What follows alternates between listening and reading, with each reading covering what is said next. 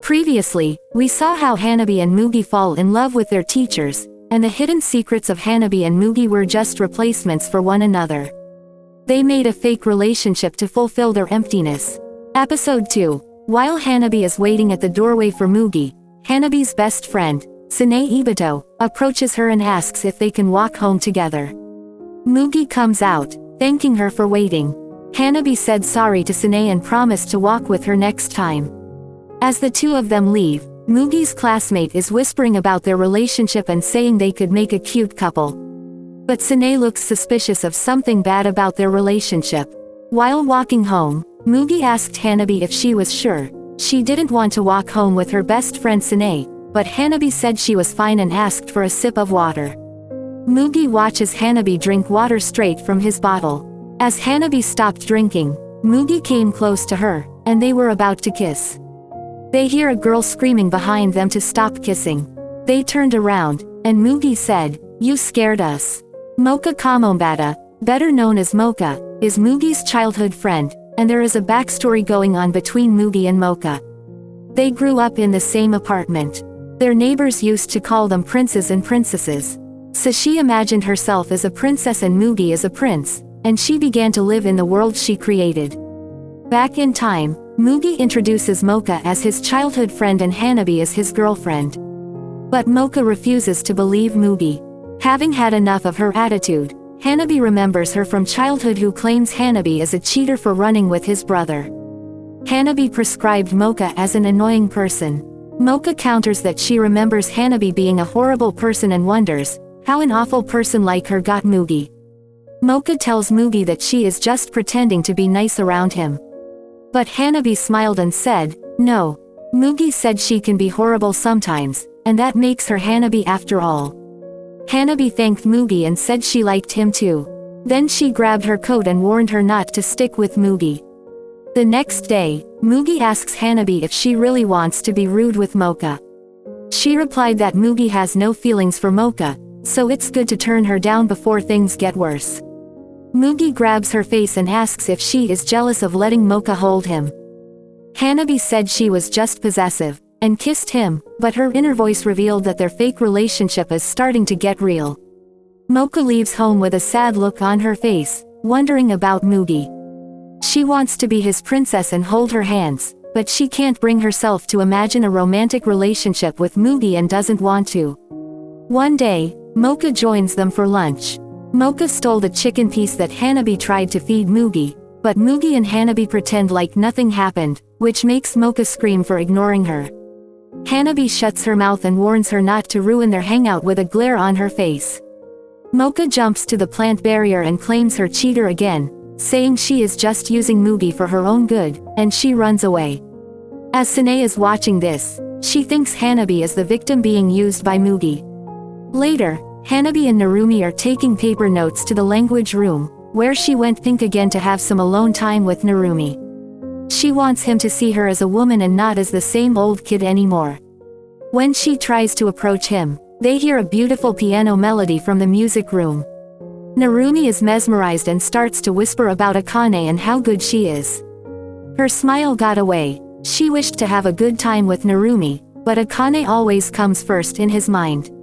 She is frustrated for fooling herself into thinking that she can make out with his brother Narumi. She is singing a song to blast out her sadness. Mugi tells her not to worry about this, and there are a lot of other hot guys out there she can choose from. Without answering, she asks Mugi to sing along with her. They both started to sing, and a few moments later Hanabi cried and said, "Brother is cool, you got that." Mugi knows how she feels because they are both in the same situation. Once you fall for someone, you can't give up easily and think of anyone else. Mugi says that wishing for unrequited love doesn't make him feel bad all the time, and that's why he couldn't bring himself to let go of Akane. He pats her head, lies on top, and asks Hanabi to stick her tongue out. They begin to make love with their crushes. Mugi stopped when he heard a girl's voice calling his name to touch her. Hanabi doesn't want to stop. She stares at him and says, "What's wrong, Mugi?" Mugi stares at her, pats her face, and says, "Don't you mean brother?"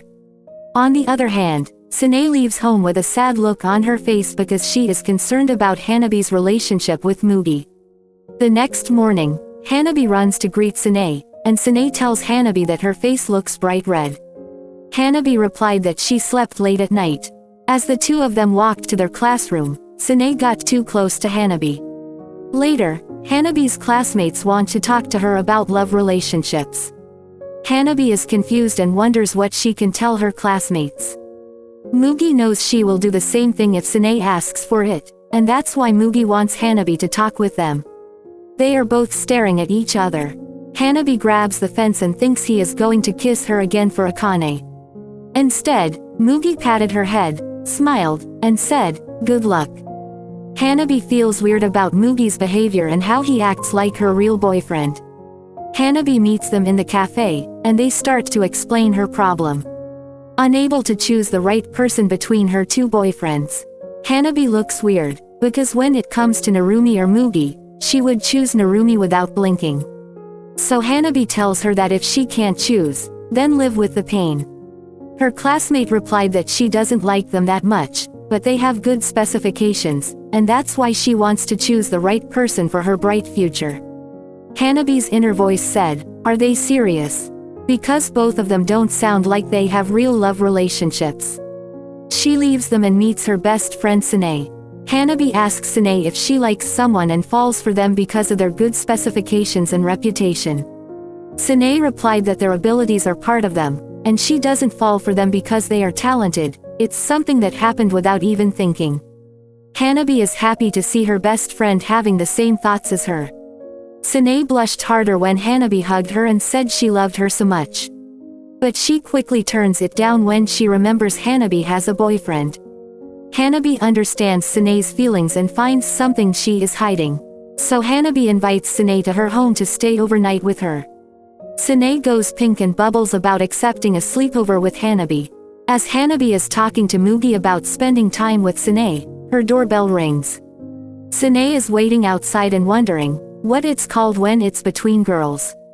Hanabi opens the door, and Sanae thanks her for inviting her.